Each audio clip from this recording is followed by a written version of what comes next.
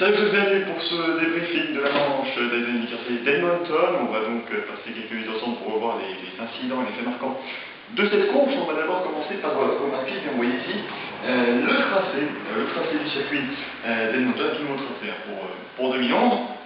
On a quelques points critiques qui sont en rouge ici. Vous voyez donc le virage numéro 1 très critique, bien entendu, puisque la piste est extrêmement large et se rétrécit avec pas mal de nos pneus. Le virage numéro 5 également, parce que ici vous voyez ce sont des virages, le 2, le 3 et le 4 qui sont à fond, intégralement à fond.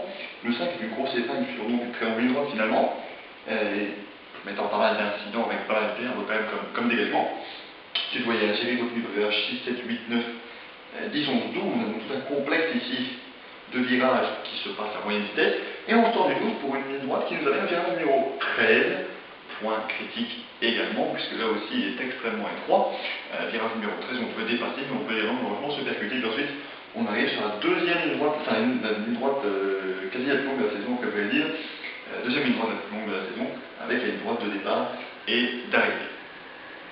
Alors, premier fait marquant de cette course, c'est le départ, bien entendu, de la ligne de vous voyez ici, donc Takuma Sato le poleman, avec Will Power à ses côtés. Vous voyez donc toutes les voitures sont sur la ligne droite, elles sont toutes sur une voie descente qui est donc extrêmement longue. On va faire passer donc ce départ, vous allez voir, avec Sato qui prend un excellent départ, parce que regardez, il est complètement dans les power au moment de la ligne d'arrivée. Vous voyez, derrière ça décalé par rapport à petit par exemple. Pas mal d'espace, mais ici où on peut aller malgré les cônes, ici aussi on peut se mettre. Et le premier virage arrive, vous voyez un virage extrêmement qui va se rétrécir cette fois, vous voyez ici c'est très large, et ensuite il est bien arrivé dans un virage très étroit. Ce qui est un petit peu compliqué, je vais dire, pour se bien et tout s'est très bien passé dans le premier virage.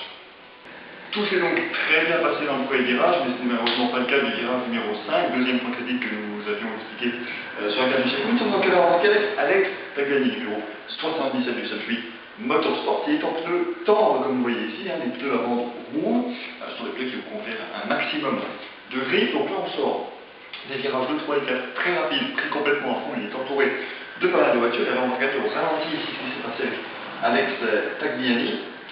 Vous allez voir ici, donc, on est au ralenti avec lui, regardez bien ces mains également. Là on est pour le moment dans une droite, on approche du point de freinage de la voiture, donc se déleste complètement, le transfert de main vers l'avant. Et regardez ici ces mains, il commence à faire un petit peu des passes possibles d'être sur l'avant. Et là regardez, il bloque les roues arrière, puis la roue avant gauche, et va aller percuter Grimbral qui était pour rien ici à cet instant précis que l'on a un petit peu raté, mais à cet instant précis. Le pneu arrière gauche de Grimbral est crevé, et c'est ce qui entraînera le premier accident de la journée avec Paul Tracy notamment. Nous nous retrouvons désormais en caméra embarquée pour Will Power, le pilote australien vice-champion 2010 d'IndyCar Series. Il est en seconde position. Et vous le voyez ici devant lui, c'est Takuma Sato. Je ne sais pas si vous voyez bien ici, mais Takuma Sato utilise l'un de ses push-to-pass. Will Power n'est pas sur le push-to-pass, mais étant juste dans la boîte de vitesse de Sato, il a l'aspiration. On voit ici qu'il commence à se décaler vers la gauche. C'est avant le virage numéro 13 qui est un virage à gauche, donc il a l'intérieur, comme le disent les règles. On rappelle le règlement qui dit que dans une ligne droite, le pilote devant ne peut pas être sur la partie intérieure sous peine de pénalité, ce qui est arrivé sur ce même circuit, à ce même lieu, pas sur le même circuit bien entendu, à une occasion à Edmonton l'année dernière, qui a été pénalisé pour avoir bloqué Will Power sur un restart de fin de course. Donc, on va passer ici avec Will Power, donc il se décale, on voit ici la caméra qui pilote, et alors, donc on approche ici à cet instant précis du point de freinage, on va ralentir un petit peu les images. Car Will Power, regardez le freinage ici, et on va apercevoir que Takuma Sato bloque, on a vu clairement ici, bloque la roue intérieure, mais regardez où il est. Il est contre la ligne blanche et Power est juste à côté de lui. Will Power a également bloqué sa roue intérieure en freinant. Ils ont tous les deux essayé de freiner vraiment le plus tard possible pour éviter pour Sato de le faire dépasser et pour Power pour dépasser Sato. Ce qui va avoir comme conséquence, donc regardez ici, il est quasi en dehors du circuit Takuma Sato ici. Les deux roues à droite sont à droite de la ligne blanche. Power le dépasse d'extrême justesse au niveau des roues qui auraient pu se percuter. Et ça a profité au troisième NASCAR que vous voyez sur la droite de votre écran. C'est Tony Klein qui lui a parfaitement pris l'épingle. Il va se retrouver côte à côte avec Takuma Sato. Regardez, il peut même presque dépasser Will Power. On les voit ici quasi sur la même ligne. Will Power et Takuma Sato. Et Will Power et Tony Klein, excusez-moi. Et l'avantage précis de Dixon, on va le voir dans la ligne droite suivante. Donc on remet les images dans le sens normal. Donc là, ils demandent Sato, ils sont côte à côte avec Takuma Sato ici. une bagarre quasi à 3. Regardez, Sato qui reprend l'avantage car il est dans l'inspiration de Willpower, mais le premier virage étant un virage également à gauche, Sato s'est mis au milieu pour essayer de bloquer un petit peu, mais Dixon à l'intérieur et il passe en seconde position. Takuma Sato perd donc 2 places pour une toute petite erreur dans le dernier virage. Passons désormais à la deuxième neutralisation de cette course d'Edmonton au Canada. Vous voyez un nouveau proposé, Oriol Sardia est dans le mur de pneus. Vous voyez les deux roues côté gauche sont bien dans le mur de pneus qui s'est un peu relevé, les roues arrière est abîmé également. On va voir ce qui s'est passé évidemment avec le sympathique pilote espagnol. Donc on va voir le ralenti. Regardez ici, Mike Conway est derrière lui dans le virage numéro 11. Il faut savoir, alors attendez, pause et il faut savoir que Sardia à ce moment-là sort descendre. Oriol Sardia est en pneu dur, Conway est en pneu tendre. Sardia sortant descendre est en pneu froid. Ces pneus ont un petit peu moins de grip, ce qui fait qu'il a beaucoup plus de difficultés dans ces virages lents qu'on a vu un petit peu plus tôt sur la carte du circuit. Il a plus de mal, Conway lui ses pneus tendres, il va super bien. Il attaque Oriol Sardia à l'intérieur du virage numéro 12. On va encore un petit peu ralentir les images si possible. Regardez, il est là, mais il vient percuter Oriol Sardia alors qu'il n'est finalement pas à côté. On va avoir un autre angle qui nous permettra un petit peu de mieux comprendre ici. Regardez, il déboîte à l'intérieur. Et à cet instant-ci, il est sur le vibreur.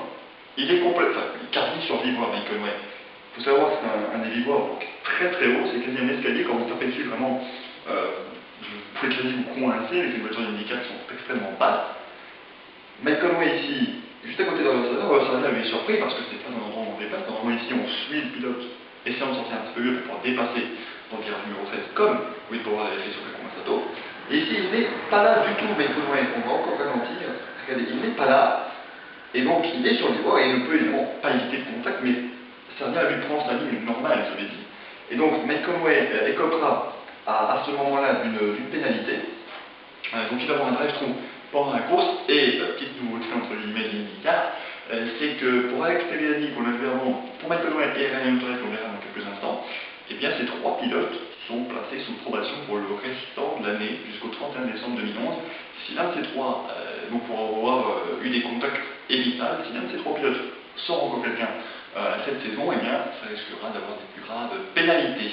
Voilà, donc en tout cas, Mike Conway qui sort à Australie, il y aura un drive-through, on le retrouvera juste après Mike Conway pour un autre fait un petit peu marquant et bizarre, on va dire. Nous retrouvons restart consécutif à l'accident d'Oriol Sardia. Regardez donc, on va analyser en plusieurs phases ce restart. L'alignement donc est assez bon, évidemment, ils sont 2 par 2, mais j'aimerais évidemment pointer quelque chose. Mike Conway, ironie du sort, c'est lui qui a provoqué la neutralisation, il est en première position. Il occupe la ligne intérieure, mais regardez bien, si on trace une ligne normale par rapport à Alex Tagliani qui est à ses côtés, ben Alex Tagliani est bien devant. Donc déjà, il y a un petit problème. En arrivant sur la ligne de départ, Alex Tagliani a dépassé Mike Conway et il va même très bien dépassé. On va avancer légèrement les images. Donc regardez ici, on les a mis évidemment au super ralenti. Alex Tagliani, lui, est complètement parti. Lui, il est en train de partir, mais il est ralenti. Derrière, évidemment, si Tagliani ralentit, Dixon ralentit, Briscoe, et Castroneves, lui, est surpris par ce ralentissement. C'est ce qu'on appelle l'effet accordéon, c'est-à-dire que bien, ça freine, donc au bout d'un moment, ben, on ne peut plus freiner réellement. Et donc, Castroneves va véritablement éviter l'incident en avant ici. Il bouscule Ryan Hunter, il a tout trop bloqué. Vous voyez la fumée qui s'est élevée de la monoplace numéro 3, il bouscule Ryan Hunter qui était sur l'autre ligne de départ. Derrière, on a EJ Rizzo qui lui est parti, mais il accélère et ne ralentit presque pas. Donc lui, il évite de justesse Ryan Briscoe et Scott Dixon, il se retrouve créé deuxième à ce moment-là. Derrière, ça se décale un peu partout. On a encore ici Takuma Sato également qui va se décaler. Donc, pas mal de bataille, évidemment, le départ n'a pas été donné. Vous voyez, hein, c'est pas du tout un alignement. Si on voit ici, il y a des voitures 4 de front, enfin, c'est absolument n'importe quoi. Tout ça pour dire donc que Alex Tagliani est majoritairement en faute. Conway était grand parce que Conway était extrêmement lent, il était anormalement lent. Tagliani lui a pris son rythme normal de restart. Il a vu que Conway était loin, il a freiné, mais Conway a choisi ce moment-là pour accélérer. Donc Tagliani accélère un petit peu à la vite, il n'arrive pas à avoir une bonne vitesse, et on a vu Castroneves et tous les autres qui ont dû se décaler. Mike Conway est en tête à ce moment-là, mais il devra effectuer son drive-through sous drapeau vert. Évidemment, un drive-through sous drapeau vert n'a pas grand intérêt pour pénaliser, je veux dire, un pilote. On se retrouve donc désormais avec le bon départ, le bon restart. Alors, on va encore une fois analyser l'image arrêtée que nous avons ici. Vous voyez, tout le peloton est ici, un gros groupe. Et ce qui m'a particulièrement marqué, je vais dire directement sur cette image, c'est qu'on rappelle, c'est Mike Conway qui doit être le premier à s'élancer. Et bien Mike Conway, ce n'est pas lui ici, donc il est là, Mike Conway, il est 5e, avant d'arriver dans le premier virage, donc il s'est complètement loupé. Will Power est ici, ici on a Takuma Sato, Alex Tagliani et Scott Dixon qui ont déjà dépassé Mike Conway. Mais bon, le niveau 1 était bon, le résultat était bon, c'est pas vraiment ce que j'aimerais vous montrer. Attardez-vous plus sur EJ Bizo. Il est ici, Bizo, il est complètement à l'extérieur, on pourrait dire. Regardez bien ce qu'il va faire, Bizo, pendant ces quelques virages suivants. Allez, donc il est complètement fermé à l'extérieur. Il manque de se faire percuter par une voiture du Team Penske. On repart avec donc Power, Tagliani, Sato et tous les autres. Bizo est ici. Bizo est juste là, donc il a 5 voitures devant lui et Bizo, dans les virages rapides ici, il va tenir, il est un petit peu loin de Dixon. On le voit bien. Et on va tout de suite ralentir l'image, même stop. Peut-être même retourner légèrement en arrière pour bien tout voir. Donc on revoit les pilotes, on va restart, excusez-moi. Problème entre guillemets technique, donc on les revoit, il repart dans le premier virage, mais vraiment garder un œil très attentif sur EJ Bizo. Il est à l'extérieur de Dario Franchitti. À ce moment-là, je vais faire l'explication, on va dire que c'était comme ça. Donc EJ Bizo est ici. Donc il prend un drop, mais bon, les virages 2, 3 et 4, c'est des virages à fond, c'est pas très important, c'est plus une ligne droite que des véritables virages. Alors je vais essayer de tirer votre attention. Voilà. Ici on arrive dans le virage numéro 5. Will Power est là. Alex Tagliani le suit avec Takuma Sato qui a tenté quelque chose à l'intérieur. Normal, c'est pas la première fois que ça arrive au virage numéro 5. Derrière Dixon est là, il attend. Et on voit Conway, Franchitti qui tente de dépasser EJ Bizo, et Ryan Briscoe la terre. Ralentir un petit peu les images. Bizo arrive, il passe au milieu de Conway et Franchitti, il bloque complètement les roues, il vient percuter. Scott Dixon est parti en tête à queue, Franchitti qui fait un magnifique travail dedans pour l'éviter ici parce qu'il faut quand même bien freiner. Mais alors, ce qui est marquant, c'est qu'EJ Bizo n'était nulle part, je veux dire, il aurait pu simplement ralentir, se faire passer par Franchitti, il tirait bien. Mais là, il a fait le plus tard possible, il a évité Conway d'extrême justesse pour venir s'écraser dans le ponton de Scott Dixon qui aura déjà passé. De l'eau dans l'entrée du cockpit et il aura ses fesses quasi en feu. Il y a des brûlures. Au niveau des fesses, tout va bien, vous inquiétez pas, il sera bien au Midoriyo. EJ Bizo aurait dû avoir une pénalité, mais ici, vous allez voir sur le reste des images, EJ Bizo, à ce moment-là, il a calé. Alors, on voit derrière Mike Conway qui sort en l'air. À ce moment-là, il a calé EJ Bizo, et voilà. Il a fait sa pénalité ici, tout le monde a dépassé, donc il a une cassée, il n'a pas jugé nécessaire de le pénaliser à nouveau, mais ça fait un nouvel incident au registre d'EJ Bizo, qui a déjà pas mal depuis son début de carrière. Et voici maintenant le dernier fait marquant de cette course d'Edmonton, la situation. Nous sommes au 32e tour sur les 80, donc la mi-course approche. Will Power est en tête avec assez bonne avance sur Takuma Sato, qui est juste devant Ryan Hunter. Ryan Hunter est dans la voiture chaude. On va avancer les images assez lentement. Vous voyez que déjà Sato est sur le push to pass, Hunter n'est pas. Sato il lui reste 16 push to pass et Hunter est 9. Donc Hunter a évidemment tout intérêt à aller s'économiser puisqu'il en a mangé plus de la moitié. Il en avait 20 au départ. Hunter se décale. Par rapport à Takuma Sato, on pense donc qu'il a tenté de le dépasser. Il se décale ici, mais il se rend compte dans la zone de freinage qui est un petit peu loin. Donc il amorce un petit coup de vent à la droite pour se remettre derrière Sato. Donc à ce moment-là, il tente de dépasser, il voit que ce n'est pas possible, il se remet derrière. Mais Ryan Hunter va commettre une erreur puisqu'il va faire quelque chose. Donc il se remet derrière Sato, quasi. Puis il se dit, ah, il y a peut-être moyen, donc il repart sur la gauche. Il repart sur la gauche de Takuma Sato. Il a fait ce qu'il ne faut surtout pas faire en course automobile, il a hésité. Il faut toujours être sûr à 100% de ce qu'on fait en course automobile. Là, Ryan Hunter, il a hésité. Il se met au tout dernier moment à l'intérieur de Takuma Sato. Sato, lui, il s'est dit qu'il qu'il n'en avait pas tenté. Regardez ici, on voit clairement que l'aileron arrière de Sato est devant, juste à côté de la tête d'Hunter. Ça veut dire que Hunter n'est pas du tout là. En course automobile, on dit que quelqu'un est là quand, par exemple, eh bien, la roue avant va percuter l'avant du ponton, c'est-à-dire, ou en tout cas au moins le milieu du ponton. Là, il va y avoir un contact entre ces deux pièces, roue contre roue. Donc roue contre roue, c'est clairement la faute du pilote derrière qui a une pénalité à drive-through qui est également sous probation Ryan Hunter. Mais ça ne change pas les affaires du pauvre Takuma qui lui part en tête avec eux. Et comme il ne s'attendait pas à ce contact, il n'a pas eu le temps de mettre le pied sur l'embrayage pendant l'effet queue, et il a malheureusement calé, ce qui a fait qu'il allait peut-être s'imposer, et il se retrouve finalement à un tour et très lent.